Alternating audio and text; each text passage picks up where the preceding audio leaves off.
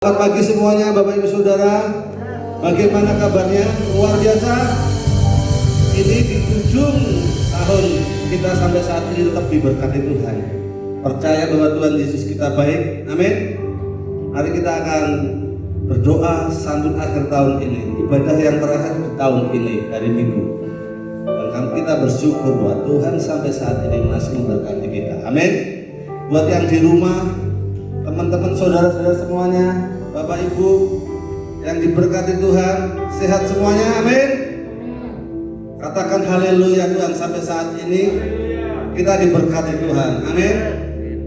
Mari kita berdoa. Tuhan Yesus yang baik, kami mengucap syukur pagi hari ini di ujung di ibadah yang terakhir minggu tahun 2020 ini. Tuhan, Engkau memberkati kami, Engkau mengasihi kami ada di tempat ini bisa beribadah, memuji menyembah Engkau Tuhan. Terima kasih Tuhan untuk kebaikan-Mu. Engkau sangat baik dan luar biasa. Terima kasih Bapa, terima kasih Tuhan sudah berbuat apa yang lebih baik dari buat kami Tuhan. Terima kasih Tuhan, terima kasih Yesus. Kami menyerahkan ibadah ini di akhir tahun ini Tuhan, ibadah hari Minggu ini Tuhan, ibadah yang diberkati Tuhan. Buat teman-teman yang di rumah Tuhan, diberkati Tuhan. Terima kasih Bapa, terima kasih Yesus. Kami menyerahkan ibadah ini di dalam nama-Mu Yesus. Tuhan pimpin acara ini awal pertengahan hingga akhirnya. Semua yang percaya katakan amin. Haleluya. Percaya Tuhan Yesus baik. Haleluya. Mari kita bangkit berdiri semuanya. Kita sambut Tuhan Yesus kita.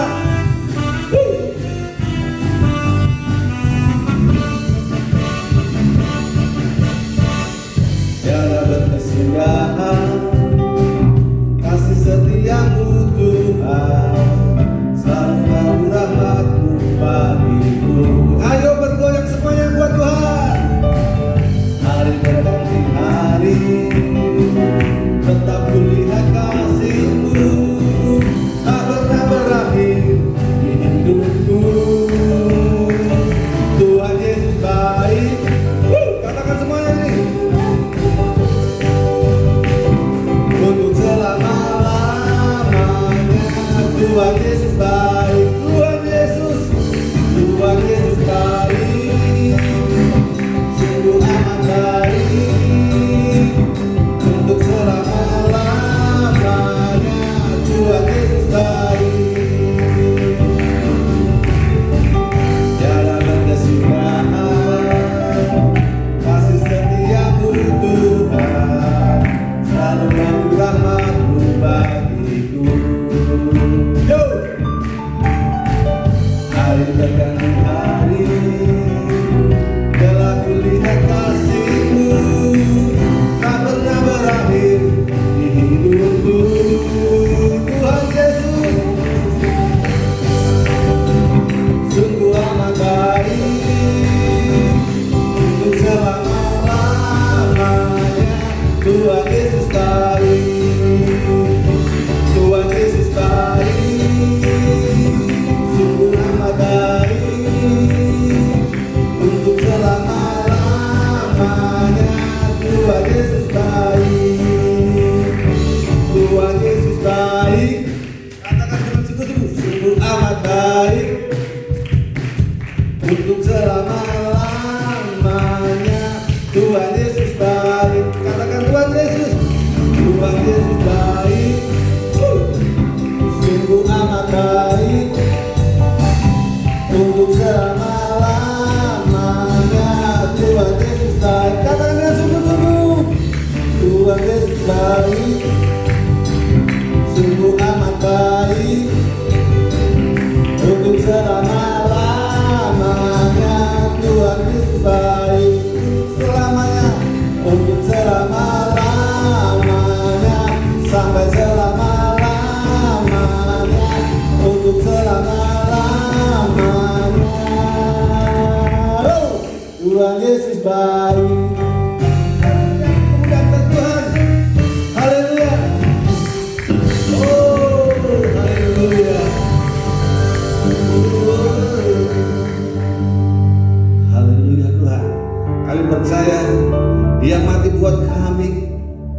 Dia bangkit buat kami, dan dialah yang hari ini untuk kami. Amin.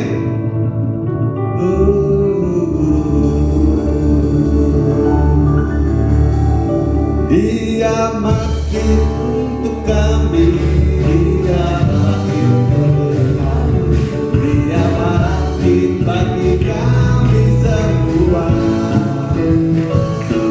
Dia itu Tuhan kami, dia itu Allah kami, dia Raja di atas segala raja. Dia lahir untuk kami, dia mati bagi kami, dia bangkit bagi kami semua.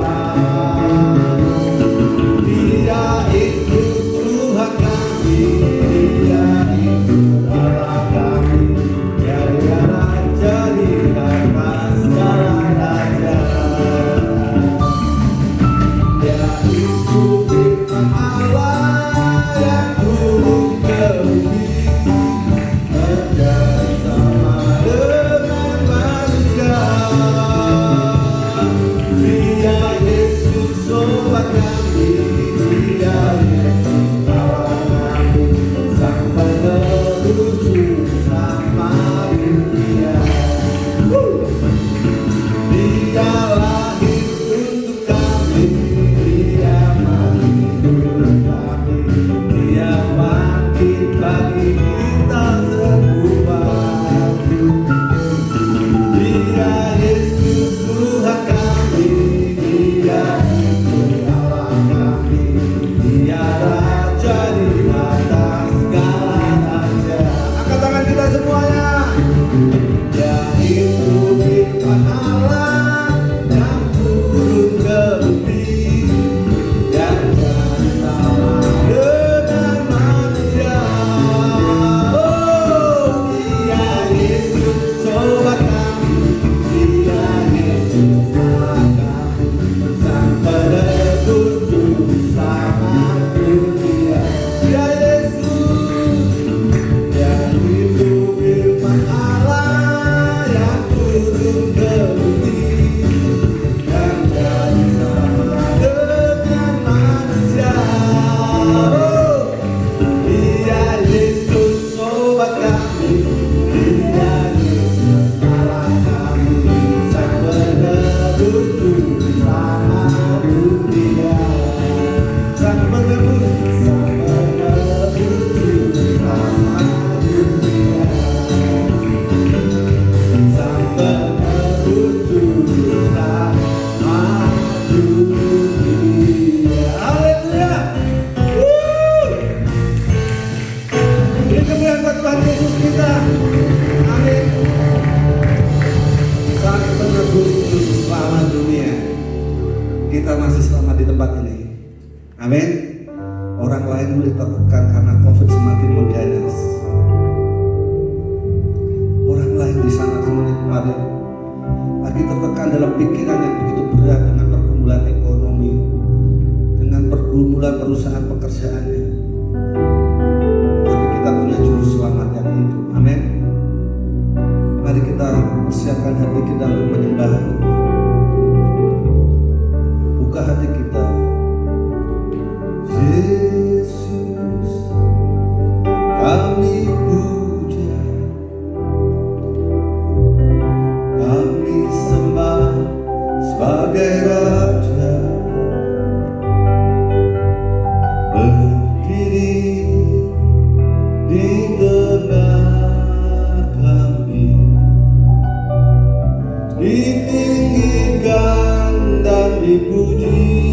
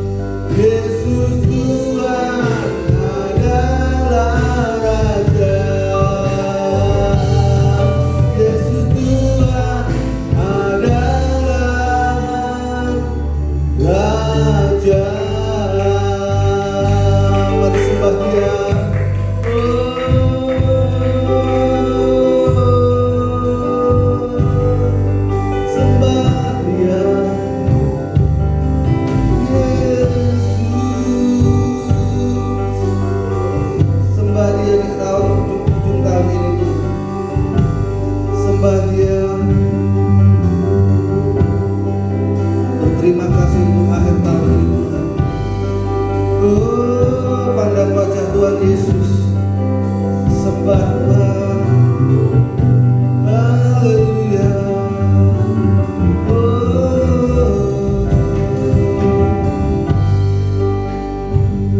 Haleluya.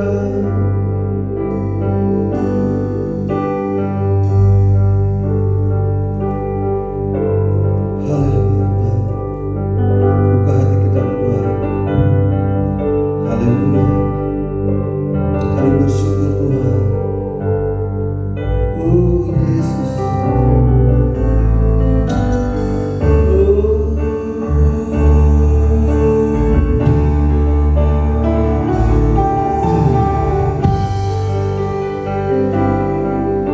Sembarang puji Dia, sembarang puji Dia, sembarang puji Dia.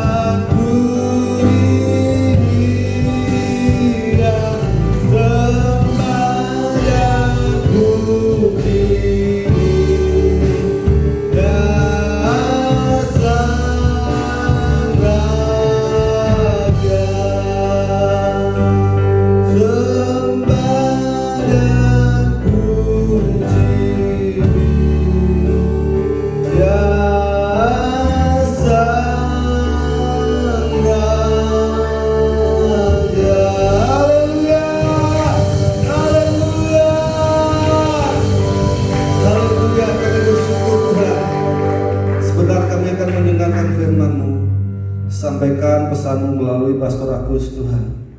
Berkati kami lewat hamba-Mu ini, dan Engkau urapi hamba-Mu Tuhan. Pakai lidah bibir hamba-Mu Tuhan untuk menjadi berkat buat kami. Apa yang kami datang mungkin dengan letih lesu, pulang boleh mendatang membawa kelegaan. Kami boleh berkaca dalam 1 tahun ini Tuhan. Tuhan sudah memberkati kami, dan hamba-Mu Kau pakai untuk menyampaikan firman-Mu hari ini. Urapi, dan kami mau sambut firman-Mu Tuhan seperti Maria duduk diam di bawah kaki-Mu. Di dalam nama Yesus, semua yang percaya katakan amin. Thank you semua musician singer. Haleluya. Shalom.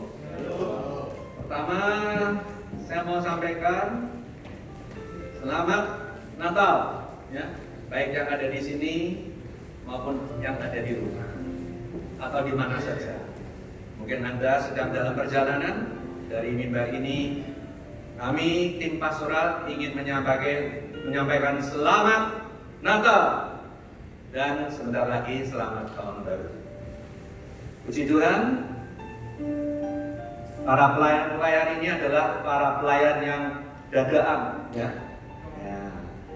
Boleh kata pelayan yang ya pocokan katanya ya. Kalau pocokan itu upahnya double. Ya. Puji Tuhan, mari kita akan bersama nanti mempelajari firman Tuhan pada pagi hari ini. Kita tidak terasa Ya pasti terasa lah, bukan tidak terasa. Setahun itu begitu cepat. Ini sudah sampai di akhir minggu tahun 2020. Boleh kata di dalam perjalanan 1 tahun ini, ya kita merasakan banyak hal terjadi di sekitar kehidupan kita. Baik hal yang kaget-kaget atau hal yang biasa-biasa rutin, itu ada di dalam sekitar kita. Nah, oleh karena itu sebelum saya menyampaikan firman Tuhan, saya akan mengajak saudara semua, mari kita berdoa sekali lagi untuk firman Tuhan pada pagi hari ini. Mari kita berdoa. Terima kasih Tuhan buat penyertaan-Mu dalam tahun 2020. Kalau hari ini kami boleh berada seperti apa kami ada, kalau kami boleh berada di tempat ini maupun di mana saja Kau berada, dan juga kalau boleh kami berada bersama dengan keluarga kami, berada di dalam pekerjaan kami, berada di dalam semua aktivitas kami, tidak lain itu adalah karena kemurahan Tuhan saja yang menyertai kami sampai pada ujung tahun ini. Mari Tuhan, pada akhir minggu tahun 2020 ini, kami mau mendapatkan petunjuk firman Tuhan untuk perjalanan kami tahun yang akan datang.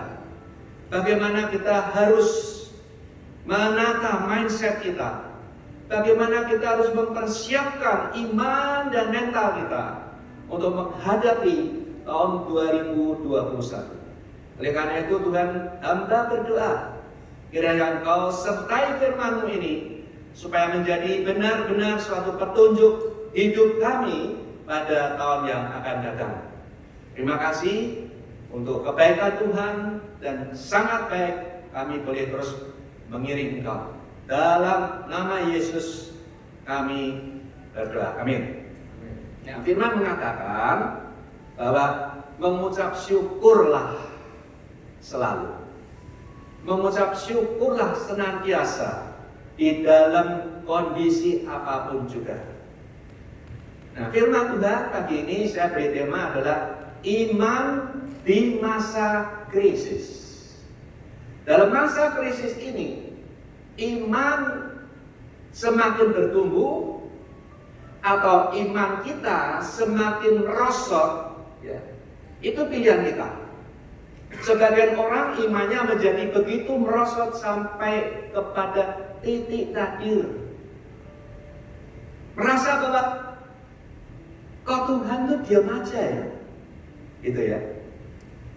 Apalagi ada peristiwa-peristiwa yang mengejutkan dalam keluarga. Saudaraku, keluarga besar kami, keluarga istri saya, tahun ini kehilangan 2 adik kandung daripada istri saya. Dalam 4 bulan, saudara, 2 adik meninggal dengan tidak pernah kita bayangkan. Masih sehat, segar, bugar, tapi waktunya Tuhan memanggil. Tidak ada seorang pun yang bisa minta tolong Tuhan supaya ini diperpanjang visanya. 2 adik kami menjalani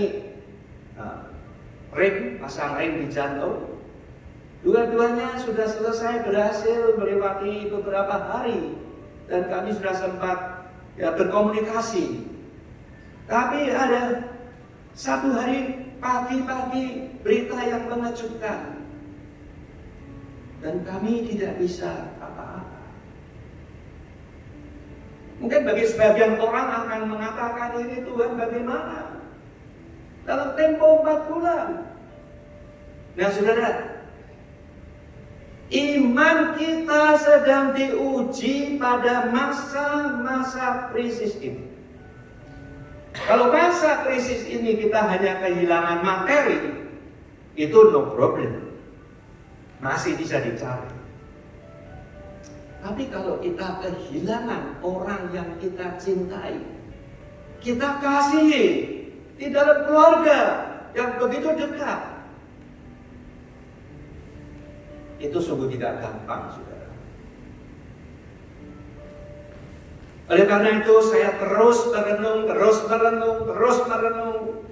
bagaimana kita untuk menutup tahun ini dengan satu tema iman di masa krisis ini. Apakah kita bisa stay di situ atau kita akan hancur iman kita di tengah-tengah masalah yang sedang melanda kita. Saya sampai merenungkan ayat mana yang bisa memberikan kita kekuatan. Mungkin saudara membutuhkan sesuatu kekuatan firman Tuhan yang memampukan kita melangkah tahun 2021. Sudah saya siapkan sebulan yang lalu, yaitu di Yeremia 17 ayat yang ke-7 dan ke-8. Ayat ini saya bergumulkan berminggu-minggu, saudara, untuk saya sampaikan hari ini, yaitu dalam satu tema besar, sola fide, only by faith, hanya dengan iman kita mau melangkah meninggalkan tahun 2020. Firman itu berkata demikian, diberkatilah orang yang mengandalkan Tuhan, yang menaruh harapannya kepada Tuhan. Nah, ayat 8 ini seperti sesuatu ungkapan yang fantastik, atau ungkapan yang fantasi, atau ungkapan yang boleh dikatakan sesuatu janji. Apakah itu bisa terjadi dalam kehidupan orang-orang yang mengandalkan Tuhan itu?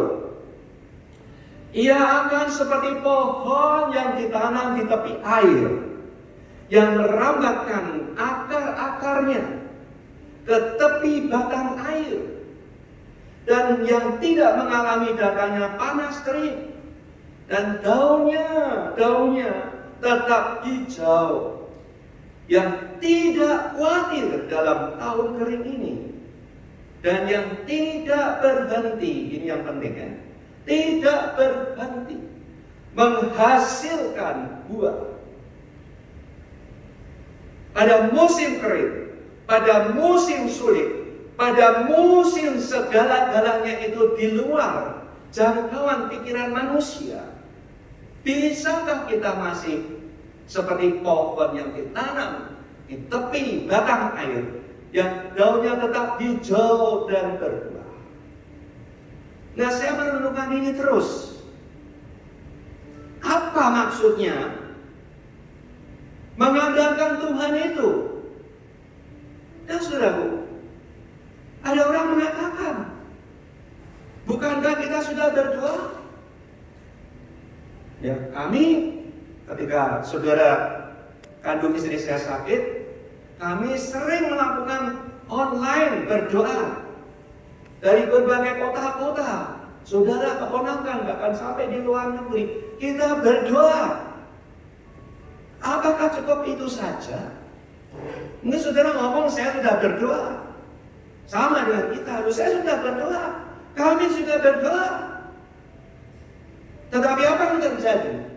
Adalah terjadi sesuatu yang di luar harapan kita, di luar apa yang kita mau, Tuhan. Nah, lalu saya pikir, Tuhan, apa maksudnya hidup mengandalkan Engkau? Bukankah kita semua hidupnya mengandalkan Tuhan, walaupun dengan kadar yang berbeda-beda? Waktu saya mendengarkan khotbahnya Pastor Clark yang mengatakan, dia sering jengkel menyembah Tuhan. Ini satu hal yang baik. Oleh karena itu saudara, tinggal 5 hari lagi kita akan meninggalkan tahun 2020, tahun yang dijuluki tahun krisis global seluruh dunia, kecuali ada beberapa negara yang tidak terkena COVID sama sekali. Ya, saya coba melihat negara mana yang tidak terkena COVID. Ada 10 negara. Oh, ternyata mereka adalah negara-negara kecil yang ada di kepulauan Pasifik. Begitu ada COVID, ditutup pulau itu. Pulau Kiribati misalnya, dekat Australia, ditutup. Orang tidak boleh keluar masuk. Sampai hari ini tidak ada satu pun yang mati oleh karena COVID. Saudara, kita akan meninggalkan tahun 2020 5 hari lagi dengan banyak kenangan-kenangan yang baik atau kenangan-kenangan yang tidak begitu kami senangi di dalam hidup. Tetapi hidup ini tetap harus jalan. Tidak bisa kita berhenti daripada kehidupan ini. Dan COVID ini tidak ada orang yang tahu kapan akan berhenti, ya kan? Bahkan beberapa hari yang lalu dikatakan ada mutasi, ya, virus ini 10 kali lebih keras, lebih ganas daripada COVID yang pertama. Ini apa ini? Sampai kapan akan selesai? Tidak ada seorang pun yang tahu, kecuali Tuhan. Nah, saudara, saya ingin memperdalam mengenai mengandalkan, hidup yang mengandalkan kepada Tuhan itu seperti apa? Hidup mengandalkan Tuhan itu saya menemukan dalam perenungan saya bahwa kita harus sadar diri bahwa manusia itu adalah fana. Ya. Mazmur mengatakan manusia seperti rumput yang segera kering dan juga bunga yang segera layu. Berarti apa? Manusia itu sangat terbatas dan sangat rentan. Nah, kesadaran ini memang harus kita tangkap. Nah, oleh karena kesadaran itu bisa membuat kita lebih mengandalkan kepada Tuhan. Kalau selama ini ada orang-orang yang mengandalkan apa yang dia miliki, harta, tidak bisa menyelamatkan manusia. Banyak teman-teman saya yang begitu sukses hidupnya, oh, tahu-tahu tidak ada, dan meninggalnya tidak ada, ramai-ramai lagi. Dalam waktu 4 jam harus dimakamkan. Manusia begitu tidak ada nilainya oleh karena kefanaan itu. Nah, saya nangkap ini. Oh, kita harus sadar bahwa manusia itu sangat terbatas. Tetapi kesadaran itu sendiri ada 2 dimensi yang kita perlu tahu. Dimensi pertama adalah kesadaran yang negatif. Kesadaran yang negatif apa? Artinya kita tahu kalau kita ini manusia yang lemah, yang rentan. Lalu orang-orang, sebagian orang akan menjadi orang yang pesimis. Ya udahlah, kita ini kan dikatakan manusia yang fana. Ya sudah, kita menyerah saja. Pesimis. Orang yang pesimis ketika menghadapi masalah, mungkin dia bisa handle kalau masalah itu cuma 1, 2, atau 3 datang bersama-sama. Tetapi orang pesimis ini tidak akan bisa menghadapi masalah kalau masalah itu datang bertubi-tubi. Seperti keluarga besar istri saya, bertubi-tubi. Beberapa hari yang lalu istri saya berbincang dengan sahabatnya di gereja lama. Dia juga menceritakan bahwa anaknya meninggal. Dalam 1 bulan ayahnya ikut meninggal. Karena ayahnya ketika melihat anaknya ada di dalam peti mau ditutup, ayahnya mengatakan kalimat seperti ini, "Nak, sebentar, Papa akan nyusul." Wah, saya merinding mendengarkan itu. Tetapi ternyata apa yang dia ucapkan terjadi benar hanya dalam kurun waktu 1 bulan. Ayahnya meninggal. Berselang berapa bulan, ibunya sahabat istri saya ikut pulang ke rumah Bapak. Nah saudara, kalau ada hal semacam ini terjadi dalam kehidupan orang-orang percaya, mencari jawaban di mana? Tidak ada satu pendeta pun bisa menjawab. Kalau saya ditanya ini bagaimana? Jawabannya hanya simpel dan jalan pintas, bahwa itu adalah rencana Tuhan. Tapi jawaban ini saya yakin orang yang mendengarkan pasti dia tidak puas. Puasnya kapan? Ketika orang ini kembali ke surga, ketemu dengan Yesus, baru dia tahu. Nah saudara, sadar diri yang negatif bisa membuat kita menjadi orang yang negatif, orang yang apatis, orang yang tidak punya daya juang yang tinggi. Tapi dimensi yang lain adalah kesadaran diri yang positif, membuat orang menjadi optimis. Apa saja dihadapi, 2-3 masalah, 5 masalah, 10 masalah, dia hadapi dengan tenang, dia hadapi dengan kecerdasan, dia hadapi dengan kemampuan untuk menyelesaikan masalah-masalah. Saya percaya dalam setahun ada banyak masalah terjadi dalam hidup saudara dan saya. Mungkin masalah di dalam kita bermitra kerja dengan teman kita yang selama bertahun-tahun kita diakali misalnya. Bisakah kita menghindari itu? Ya. Atau kita dengan sahabat teman kita yang ditolong tetapi dia menusuk dari belakang. Bisakah kita menghadapi itu? Jawabannya berbeda-beda. Ada yang bilang bisa, tapi ada orang yang berkata, sungguh aku menjadi orang yang paling sial di dunia. Saudara, 2 kesadaran ini yang mau kita tangkap daripada ajaran Tuhan, bahwa kesadaran diri sendiri itu harus menjadi satu kekuatan bagi saudara dan saya, menjadi satu energi positif. Untuk apa? Untuk mencari Tuhan dengan lebih sungguh-sungguh, saudara. Saya baca riwayat hidup Presiden Amerika Abraham Lincoln. Dia lahir dari 1960 sekian. 4 tahun menjadi Presiden Amerika.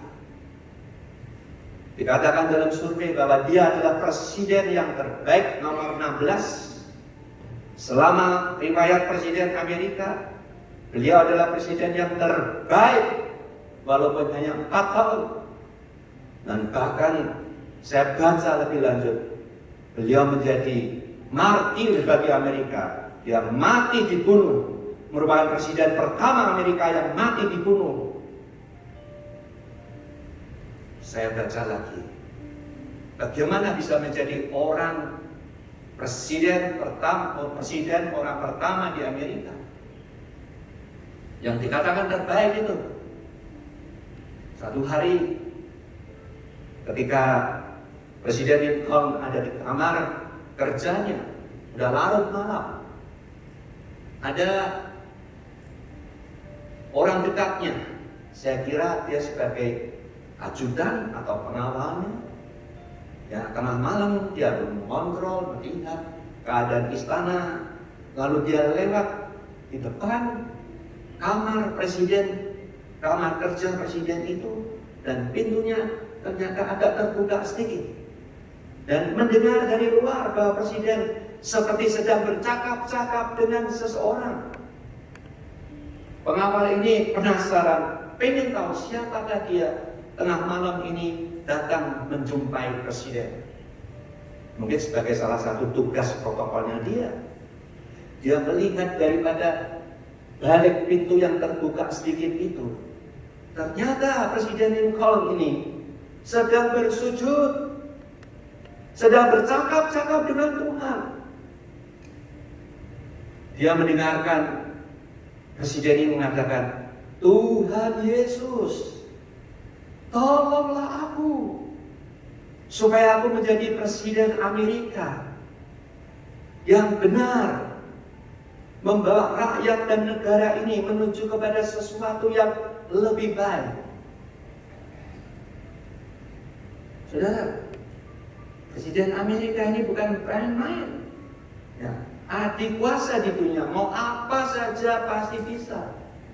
Tetapi melihat daripada ini, kita mau belajar siapakah kita, apapun kita, bagaimanapun status kita, apapun kekayaan Anda yang tidak akan bisa dihitung dengan jari atau alat penghitung kalkulator.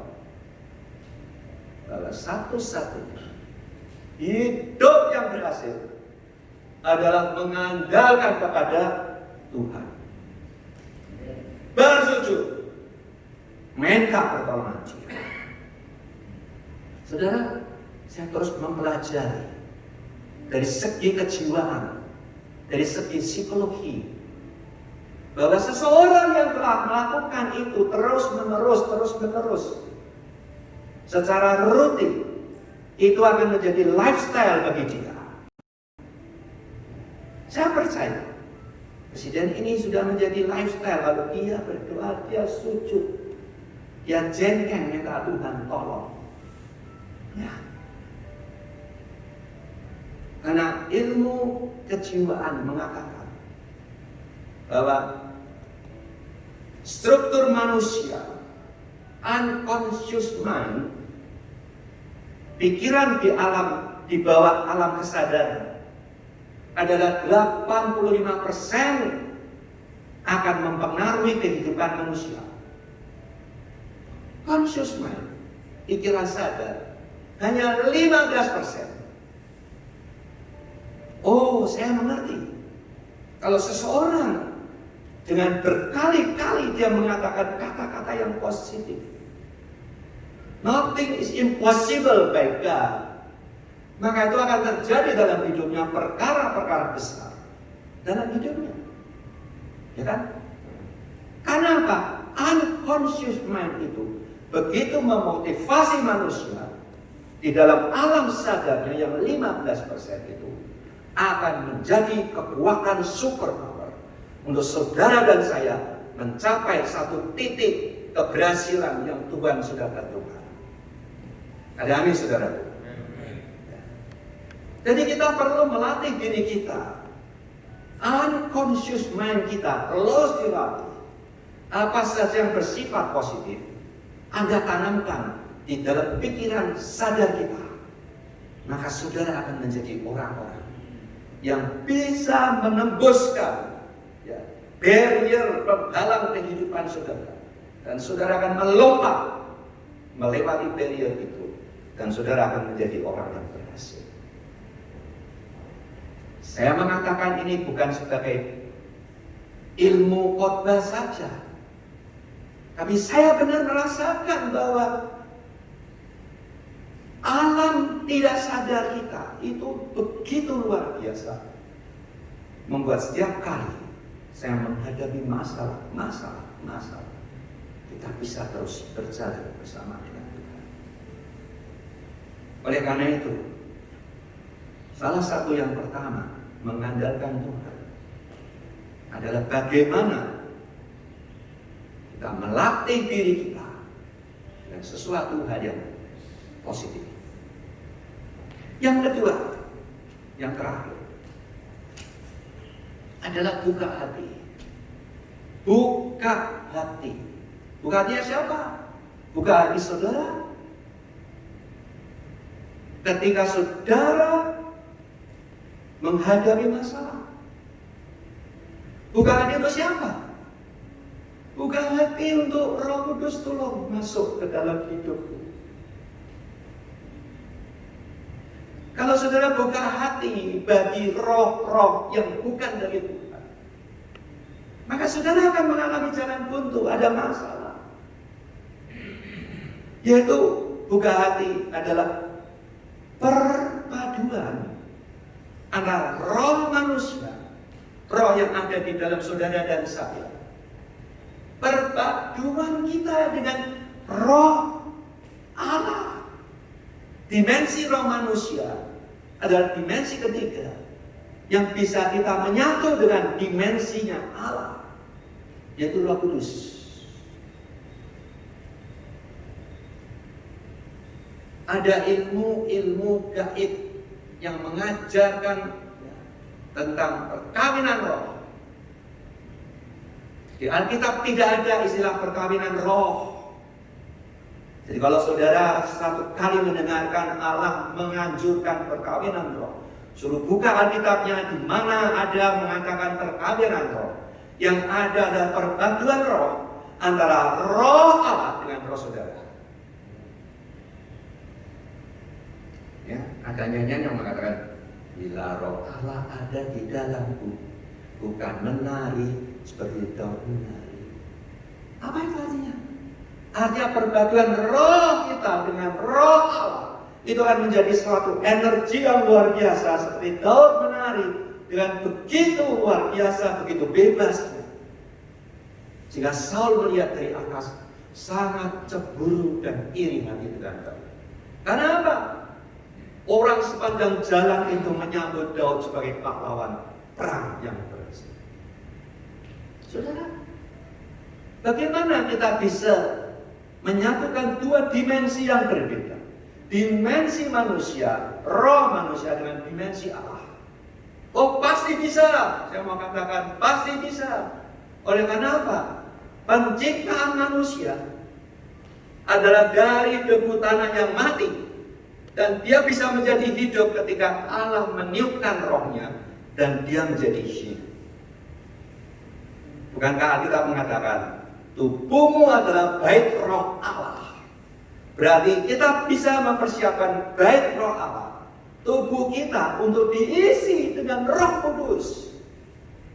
Nah, kalau saudara sudah mencapai kepada titik seperti itu, saya percaya, dan saudara harus percaya, kehidupan kita yang mengandalkan kepada Tuhan akan menjadi fakta sejarah dari kehidupan saudara. Saudara akan menorehkan catatan kehidupanmu dengan tinta emas, bukan dengan tinta hitam. Hidupmu akan menjadi warisan bagi keluarga dan bagi banyak orang. Surat Yudas 20 menulis begini. Akan tetapi kamu, saudara-saudaraku yang kekasih, perhatikan kalimat berikutnya. Bangunlah dirimu sendiri di atas dasar imanmu yang paling suci, dan berdoalah di dalam Roh Kudus. Wow, saya baca ini, wah, sepertinya mendapatkan satu pencerahan yang lebih dalam lagi. Bangunlah hidupmu dengan kehidupan yang paling suci. Paling suci adalah takaran manusia, kemampuan manusia untuk mencapai kehidupan yang paling suci di mana? Bukan berarti saudara paling suci di atas Tuhan, tapi paling suci di dalam satu takaran manusia. Sampai di mana? Nah, saudara, dan juga berdoa di dalam Roh Kudus. Berdoa di dalam Roh Kudus bukan terus-menerus dengan latah berbahasa roh, tidak. Berdoa di dalam Roh Kudus adalah berdoa dalam hubungan kita dengan Roh Kudus. Walaupun saudara tidak bisa berbahasa roh, tapi saudara bisa mencapai kepada titik seperti ini. Buka hati, bukan untuk kuasa-kuasa yang lain. Dan Alkitab mengajarkan perpaduan antara dua dimensi yang transenden menjadi imanan, kata-katanya penting. Yang transenden, yang jauh itu menjadi imanan yang ada di dalam hati kita, saudara. Luar biasa. Anak Allah itu roh, bisa menghidupi saudara tanpa batas. Mau 2 miliar manusia, 10 miliar manusia, Allah yang omnipresent bisa ada di hidup kita semua. Sebagai penutup, saya ingin memberikan satu ilustrasi dari Alkitab yang sangat bagus. Membuka hati seperti apa? Membuka hati seperti Hana membuka hati. Dalam kitab 1 Samuel 1. 1 Samuel 1. Saya akan bacakan sebagian daripada kitab Samuel 1. Nah, Samuel 1 ada satu peristiwa yang bagus yang saya ingin sedikit saja menceritakan kejadian ini. Dalam Alkitab ini, Samuel 1 pasal 1 diceritakan ada seorang wanita bernama Hana. Hana adalah istri Elkana. Dan oleh karena Hana tidak bisa punya anak, lalu Elkana menikah istri yang kedua. Tapi ini tidak boleh berlaku untuk perjanjian baru bagi anak-anak Tuhan. Tetapi ini kisah nyata. Ketika Elkana menikah dengan Penina dan punya banyak anak, kemudian setiap tahun ada hari besar untuk ziarah, keluarga ini bersama-sama pergi. Elkana mengajak kedua istrinya dan anak-anaknya untuk pergi ke Silo, satu bait Allah di situ. Mereka mempersembahkan persembahan di sana. Karena tidak punya keturunan, Penina sering mengejek dia, melecehkan dia. Oh, kamu wanita mandul, gak bisa punya anak. Ya kan? Saya punya anak banyak. Sampai dia, anak itu sedih bukan main, saudara. Dan itu tidak hanya sekali. Itu berjalan bertahun-tahun tiap kali datang ke Silo selalu dilecehkan wanita anak ini. Di sini ada ibu-ibu. Bagaimana kalau merasakan anak ini? Pasti satu hari dongkol, apas kamu sekali lagi saya pukul kamu. Itu ya, manusia kan. Tapi Hana tetap dia tidak bisa berbuat apa-apa, dan dia tidak mau berbuat apa-apa kejahatan. Oleh karena tadi Yudas 20, hidupmu yang paling suci. Kemudian apa? Hana ya, buka hati. Dia nggak mau ada roh lain yang mengajari, memprovokasi dia. Ayo kamu balas, kamu kan istri tua, balas dia. Itu namanya buka hati untuk setan. Tapi dia buka hati untuk Tuhan. Dia begitu datang di Silo, mau dilecehkan apa, tidak peduli, dia tetap sembahyang. Alkitab mengatakan bahwa Hana ini, ya, sembahyangnya komat kami terus, ya, komat kami sambil dia, Tuhan aku ini gimana, aku ini dilecehkan, aduh Tuhan tolong Tuhan, mungkin begitu ya, atau mungkin lebih lagi, bahkan disertai dengan nangis, terus dia, ya, bergumam. Nah, ini juga menjadikan penguat daripada poin 1 yang saya katakan. Hana punya lifestyle yang terus berdoa walaupun di mana saja. Dia berdoa, dia bergumul, dia bergumam. Sampai Imam Eli melihat dia. Hana, kamu sampai kapan mau mabuk dari anggur seperti itu? Imam Eli. Hana ngomong apa? Tidak.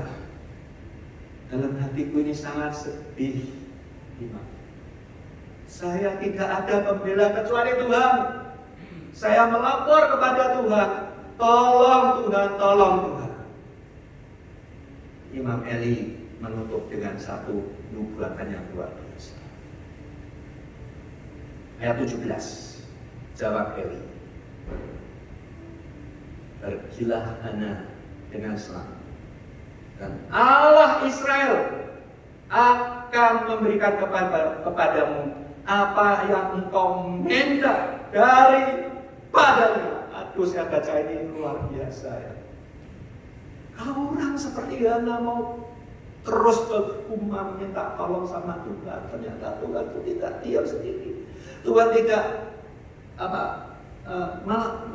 meremehkan. Tapi Imam Eli berani ngomong begitu. Karena namanya imam. Kemudian Hana ngomong apa? Ayat 18. Sesudah itu berkatalah perempuan itu, biarlah hambamu ini mendapat belas kasihan daripadamu. Lalu keluarlah perempuan itu, ia mau makan dan mukanya tidak muram lagi. Luar biasa. Satu kalimat dari hamba Tuhan yang diurapi benar-benar, memberikan kekuatan yang luar biasa. Katakan wanita ini keluar dari bait Allah dan dia makan, wajahnya sudah berubah. Akhir cerita. Hana dapat anak enggak? Dapat anak enggak? Hana dapat anak enggak? Dapat anak yang luar biasa. Namanya Samuel. Nama yang luar biasa. Menggantikan Imam Eli sekaligus menjadi hakim. Loh, luar biasa. Nah saudara, saya merenungkan 2 poin ini. Ayo kita menghadapi tahun 2021 dengan 2 perkataan, yaitu apa? Sadar diri dan buka hati untuk Roh Allah masuk di dalam hidup kita. Maka saudara dan saya akan menjadi orang yang mampu melewati masalah demi masalah. Untuk tahun 2021 kita tetap menatap tahun yang penuh dengan tanda tanya, tahun yang misteri, tahun yang tidak tahu, bahkan presiden siapapun tidak tahu. Tapi Tuhan tahu. Kalau saudara mengandalkan hidupnya kepada Tuhan. Ayat 8 mengatakan, tidak takut dengan musim kering. Daunnya tetap hijau dan bahkan berbuah. Kalau saudara memperhatikan apa yang saya sharingkan hari ini, saya percaya saudara akan menjadi orang yang terus dituntun oleh Tuhan masuk kepada tahun 2021 dengan confidence, mental baja, tidak mudah menyerah, daya juang yang melampaui daripada orang-orang di sana. Saudara akan diberkati. Mari kita berdoa. Terima kasih Tuhan. Kalau kami selama ini penuh dengan kebimbangan, kekhawatiran, ketakutan, kebingungan, bahkan mungkin kehilangan separuh daripada iman kita, atau bahkan kehilangan keseluruh iman kita, sedang mencari-cari jawaban di luar Tuhan, atau sedang mencari solusi di luar Tuhan. Tuhan, mari ampuni kita semua. Buat kami supaya kembali kepada Engkau, memiliki kehidupan iman yang suci, yang paling suci menurut takaran manusia masing-masing, dan berdoa di dalam persekutuan dengan Roh Kudus. Tolong kita semua. Kami percaya sidang jemaat IGF Harvest Hill maupun saudara semua yang mendengarkan khotbah ini, tangkap, pegang janji Tuhan. Bahagialah orang yang mengandalkan Tuhan, yang menaruh pengharapan kepada Tuhan, maka dia akan berbuah walaupun di dalam kekeringan yang sangat kering. Terima kasih Tuhan, dalam nama Yesus kami berdoa. Haleluya. Amin. Sembah dan puji Dia sepanjang hidup kita. Amin. Tahun 2020. Yes, haleluya. Mari kita akhiri ibadah kita ini dengan berkat dari surga. Angkat tangan kita. Tuhan Yesus, terima kasih. Kami sudah sampai ke ujung minggu yang ke-52 di tahun 2020. Walaupun kami ada catatan-catatan tahun 2020, double 20 ini, ada double masalah, ada double problem, tapi kami juga percaya ada double blessing dalam kehidupan orang-orang beriman. Berkati jemaat Tuhan, kiranya Engkau menyinari jemaatmu dengan wajahmu, dan juga kami berdoa bagi yang sedang bermasalah, Tuhan mari Kau tolong. Tidak ada masalah yang tidak dapat diatasi ketika Tuhan kabulkan. Kalau ada yang sakit, Tuhan mari Kau jamah. Kami berdoa untuk yang ada di Jakarta, Tuhan mari Kau tolong.